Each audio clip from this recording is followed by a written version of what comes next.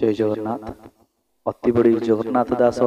विरचित ओडिया भागवत पाठ भितर को आपण मान स्वागत करुछि। आज जो भागवत कथा भितर देकी रचंती कौन ना जो शिवंकर जहाँकि देवादिदेव महादेव शिवंकर कौन कहवा अनेक तो नाम से नाम भितर भगवान शिवंकर गोटे नाम रुद्र बोली कहीं ब्रह्मा रखी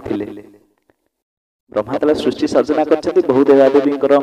सर्जना कर शिवंकर सृष्टि तेणु शिवंकर ना रुद्र कहीं रखागला। ये सब विषय आम आग को जाना। आज गोटे बहुत माने गुरुत्वपूर्ण टॉपिक आनंदर विषय जो ब्रह्मा जो सृष्टि सर्जना करते प्रथम से देवता लोक ही आरंभ करते ना स्वर्गर। तेणु जानतु आज से विषय सर्वप्रथम गुरु गोविंद चरण कमल को ध्यान करी राधाकांत चरणारविंद निजर मत को समर्पण कर गुरु प्रदत्त मंत्र को आम मन मन स्मरण करी भागवत ओडिया भितर को प्रवेश करवा। आज ये ओडिया भागवत को आम गीत आकार नवा। अति बड़ी जगन्नाथ दास जो पुराना संस्कृति जहाँ थिला गीत माध्यम नवाक्षर छंद आहरी भी अच्छी विभिन्न स्वर रे आसंत जानिबा से भागवत टुंगीर स्वर रे। ओम गुरुर् ब्रह्मा गुरुः विष्णु गुरुः देव महेश्वर गुरु साक्षात् परम ब्रह्म तस्मै श्री गुरुवे नमः। हे कृष्ण करुणा सिंधु दीनबंधु जगत्पते गोपेश गोपिका कांत राधा कांत नमोस्तुते। तप्त कांचन गौरांगी राधे वृंदावनेश्वरी वृषभानुसुते देवी प्रणमामि हरिप्रिये। जा देवी सर्वभूतेषु मातृरूपेण संस्थिता नमस्तस्यै नमस्तस्यै नमस्तस्यै नमो नमः। वक्रतुंड महाकाय सूर्यकोटि समप्रभ निर्विघ्नं कुरु मे देव सर्वकार्येषु सर्वदा। उग्रं वीरं महाविष्णु जलन्तं सर्वतोमुखं नृसिंहं भीषणं भद्रं मृत्युर्मृत्यु नमाम्यहम्। आपण मानकर ये गोटे क्वेश्चन आसो कहीं नृसिंहदेव को आम वंदना कले आगु तो केवे कर कहीं नमहि नृसिंह चरणे अनादि पर मोहकारणे। प्रथमे ये जो भागवत ओडिया रे लिखा गला अनुवाद कराला सर्वप्रथम नृसिंहदेव को ही समर्पण करा जाइतिला जहाँ जगन्नाथ दास समर्पण करथिले। तो नृसिंहदेव जिते आसे विषय से सबु किछि माने कौन सी माने अनिष्ट हुए ना मृत्यु भी दूरे जाए जहाँ भी होना कहीं आम द्वादश अध्याय तृतीय स्कंदर द्वादश अध्याय भीतर प्रवेश करिया। मैत्र उवाच एबे भी दूर कहूँ तो ते जे ब्रह्मा काल अनुमते वेद प्रभावे कला सृष्टि तेणु अमोह तार दृष्टि अंध तामस सृष्टि आगे विश्वविकार जथा लाभे सर्जी लागे माया मोहे तमे अज्ञानावृत देहे पाप बहुले सृष्टि एही ता देखी ब्रह्मा विचारई। एनु है सृष्टि आदि भूत दृढ़े गोविंद देई चित गोविंद पाद ज्ञान बळे संयुक्त भक्ति निश्चले विष्णुर अंशे चारि भ्रात ब्रह्मार मन मध्य जात सनक सनंद एवेनी कपिल सनातन घेनी। ए चारि मुनि सृष्टि हेले ऊर्ध्वरे तासे बोलाइले स्वभावे ऊर्ध्वरे ताहंती विष्णु हुआन न जानती। एहांको चारि वेदवर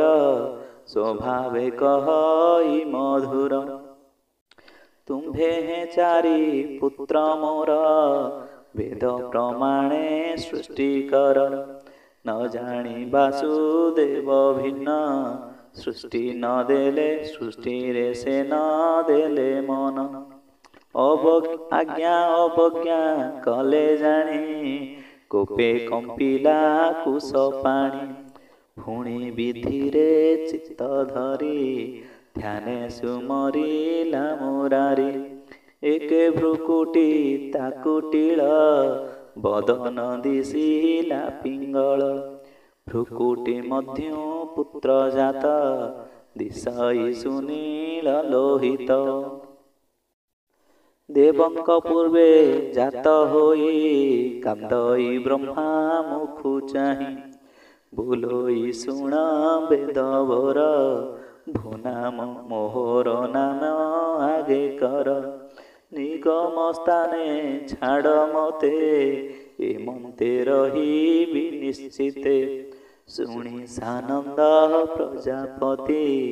चित्तिला जेबा नाम स्थिति हे पुत्र रोदन न कर करिबी वचन तोहर रोदन कलु आगे जेणु तो नाम रुद्र हेउ तेणु एमंत कही तार आगे स्थान कल्पिला यथा भागे मन इंद्रिय देह वेमे वायु अनल जन स्थाने महामंदिर चंद्रातप एमंते एकादश रूप जे स्थाने जे रूप तोहर होइब शुण रे कुमर मनु परे मनु नाम इंद्रि समूहे मन ध्यान देह उपरे महिनासे आकाशे महानु प्रकाशे पवने शिव रूप रूपे बसे अनले ऋतु ध्वज नासे ऊर्ध्वरे तास कल जोगे भव बसिब भूमि भागे रवि समाने काल थिब चंद्रे बसिब वामदेव तपे बसिब ध्रुव व्रत एमंते एकादश मत एहांक पत्नी नाम जेते शुण कहिबा तो अग्रते धीधृति आउ रोष रसलोमा अपरे शुण जेते बामा नियुति सर्पा इलाम्बिका इरावती जे सुधा दीक्षा ए कन्या रुद्राणी बोलांती एहांक एकादश पति से ब्रह्मा रुद्र सृष्टि चाहि संशय मने विचारई ए सृष्टि महाभयंकर देखिला देखि कंपिला चित्त मोर बोलई रुद्र मुख चाहि भूपुत्र एणे कार्य नाही ए सृष्टि दश दिग तुले मोहर मने ताप कले एबे तू तपसाध्य कर सर्वजीवंक दुख हर तपर बळे जगते प्रजा तू कर पूर्व मते तबे तू विष्णु को पाइबु ए भावे सर्वकाले थिबु मैत्र उवाच शुण विदुर सावधाने संतोषे पितार वचने एमंते ब्रह्मा आज्ञा पाई नील लोहित तोष होई ब्रह्मार चरणे न मिला तपसा धने बने गला रुद्रंकु तपे आज्ञा देई से ब्रह्मा चित्ते विचारई एत असंख्य रुद्र गणे नुहंते सृष्टिर कारणे ताहांकु शिवलोके थई पुणी संशय विचारई एबे कि करिबि उपाय नपुण कोपे देव राय एमंते विष्णु पाद चिंती ध्यान बसिला प्रजापति तार शरीर दश सूत तक्षण होइले संभूत लोभवर्जन हेतु अर्थे न मिले ब्रह्मा पाद गथे मरीचि अत्रि अंगिरस पौल्य पौलस्त्य पुलह प्रकाश कतृ वशिष्ठ भृगु दक्ष दशमय नारद प्रत्यक शुण विदुर कहूँ लभे शुण विदुर कहूँ भले जे अंगु जेवा उपजिले नारद उपजिले कोले दक्ष दक्षिणांगुष्ठी मूले प्राणु वशिष्ठ मुनिजात भृगु त्वक रूपगत अंगिरा बदनु संभूत पौलस्त्य कर्ण मूलजात क्रतु पूजे भुज मूले पुलह नाभिमंडले आदि उपजे चक्षु जुगे मरीचि मनरु संजोगे दक्षिण स्तनु ब्रह्मा जात जे धर्मे दक्षिण स्तनु ब्रह्मा जात जे धर्मे करे ए जगत अधर्म पृष्ठ देशु हुए मृत्यु संचरे तारा देहे कर्मता हुदरु संभूत ଭୂମଣ୍ଡଳ କ୍ରୋଧ ଜାତ ଲୋଭ ହୋଇଲା ଓଷ୍ଠ ଦେଶେ ବଚନ ବଦନ ପ୍ରକାଶେ ମୃତ୍ୟୁ ଦେବତା ଗୁହ୍ୟ ଦେଶେ ଶପଥ ସିନ୍ଧୁ ନେତ୍ର ବସେ କଦର୍ମ ଛାୟାରୁ ସମ୍ଭୂତି ତାହାର ପତ୍ନୀ ଦେବହୂତି ଏମନ୍ତେ ଅଶେଷ ଜଗତ ବ୍ରହ୍ମାର ମନୁ କଲେ ଜାତ ଯେ କନ୍ୟା ବଦନୁ ଜନ୍ମିଲା ବ୍ରହ୍ମାର ମନ ସେ ମହିଳା ସକାମେ ବ୍ରହ୍ମା ତାଙ୍କୁ ହସ୍ତେ ଧଇଲେ ରତି ରଙ୍ଗ ଅର୍ଥେ ଅଧର୍ମ ଦେଖି ବ୍ରହ୍ମା ଚିତେ ପୁତ୍ରେ ମିଳିଲା ତା ଅଗ୍ରତେ ମରିଛି ଆଦି ଯେତେ ଭାଇ କହନ୍ତି ପିତାମୁଖ ଚାହିଁ ଏତାତ ସ୍ଥିର କରି ଚିତ୍ତ ଏତ ତୁମ୍ଭର ବିପରୀତ ଯେ କର୍ମ ଦୁର୍ବାପରେ ନାହିଁ ଏଣେ ସେ ସମ୍ଭବିବ କାହିଁ କାହିଁ ଦୁହି ତାର ମେ ପିତା ଏଣେ ଆମ୍ଭର ମନେ ଚିନ୍ତା ପୂର୍ବେ ଜାତି ଏତେ ଥିଲେ ସତ୍ୟ ସେ ଧର୍ମ ଆଚରିଲେ ସେ ନ କରନ୍ତି ଏଡେ କର୍ମ ସ୍ୱଭାବେ ନୁହଁ ଧର୍ମ ସ୍ୱଭାବେ ନୁହଁ ଏ ଧର୍ମ ଯେ କର୍ମ ଲୋକ କ୍ଷମା କରେ ଆନନ୍ଦେ ଆତ୍ମାକୁ ବିହରେ ଏଣୁ ସେ ବିଷ୍ଣୁ ସମାନର ଆମ୍ଭକୁ ତାଙ୍କୁ ନମସ୍କାର ତୁ ଦେବ ଆତ୍ମାକୁ ସୁମର ଧର୍ମ ମନ କରି ସ୍ଥିର ଏମନ୍ତେ ଶ୍ରୀ କର ଦେଇ ପାଦେ ମିଳିଲେ ସର୍ବ ଭାଇ ଭୂତାତ ଧର୍ମେ କର ଚିତ୍ତ ଅଧର୍ମେ ନବୁଡୁ ଜଗତ ତୁ ଏଡେ ପାପ ଆଚରିଲେ ସଂସାର କେବା ଥିବ ଭଲେ ହେମନ୍ତେ ପୁତ୍ରଙ୍କୁ ଅନାଇ ବ୍ରହ୍ମା କହିଲେ ଲଜ୍ଜା ପାଇ ତକ୍ଷଣେ ଛାଡ଼ି ତାର ହସ୍ତ ବିଷ୍ଣୁ ସୁମରେ ବେଦନାଥ ସେ କନ୍ୟା ମନେ ଲଜ୍ଜା କଲା ତକ୍ଷଣେ ଅଷ୍ଟଦିଗ ଗଲା ଘର ଅନ୍ଧକାର ସୁରେଖା ନାମ ହୋଇଲା କୁଝଟିକା ଅଧର୍ମେ ଅନ୍ଧକାର ହୋଇ ସୂର୍ଯ୍ୟ ସମ୍ମୁଖେ ପ୍ରକାଶ ହୋଇ ପୁଣି ଚଳଇ ଅଷ୍ଟଦିଶେ ସମ୍ଭିବି ଆକାଶେ ମେଘର ପ୍ରାୟ ତାର ଦେହି ଶୁଣ ବିଦୁର ଏବେ କହି ବିଦ୍ରୁବାଚ ଚିନ୍ତା କୂଳେ ପ୍ରଜାପତି ସୃଷ୍ଟି ସଂଗ୍ରହ କଲା ମତି ଶବଦ ବ୍ରହ୍ମ ପରମାଣେ ଧର୍ମ ଅଧର୍ମ ସେବ ଖାଣେ ଧ୍ୟାନ କରନ୍ତେ ମନେ ଖେଦ ମୁକୁ ଜନ୍ମିଲା ଚାରି ବେଦ ଦେଖି ବିଚାରେ ପଦ୍ମ ଯୋନି ମୁଁ ଏବେ ବ୍ରହ୍ମ ତତ୍ଵ ଘେନି କରିବି ସତ୍ୟ ଅନୁସାରେ ଯେତେ ବିଦିତ ଏ ସଂସାରେ ବେଦ ବିଚାରି ନାନା ମତେ କର୍ମ କରିବେ ଜଗତେ ଚାରି ଲୋକ କର୍ମ ତତ୍ଵ ଉପବେଦାନ୍ତ ତୁଲେ ମତ ସ୍ୱଭାବେ ଚତୁର୍ଦଶ କର୍ମ আগত বৃত্তি যথা ধর্ম যে যুগে প্রচরিব যেতে ব্রহ্মা বিচারি অন্তর্গতে সে বিশ্ব সবুঙ্গ ঈশ্বর শেষ চিত্ত শক্তি ধর যে মুখে যে বেদ সর্জিলা যহু সে ধর্ম প্রকাশিলা সে কথা কহ মুনি মতে সংশয় ন রহু ম চিত্তে মৈত্রবাচ শুণ হে বিধা তার লীলা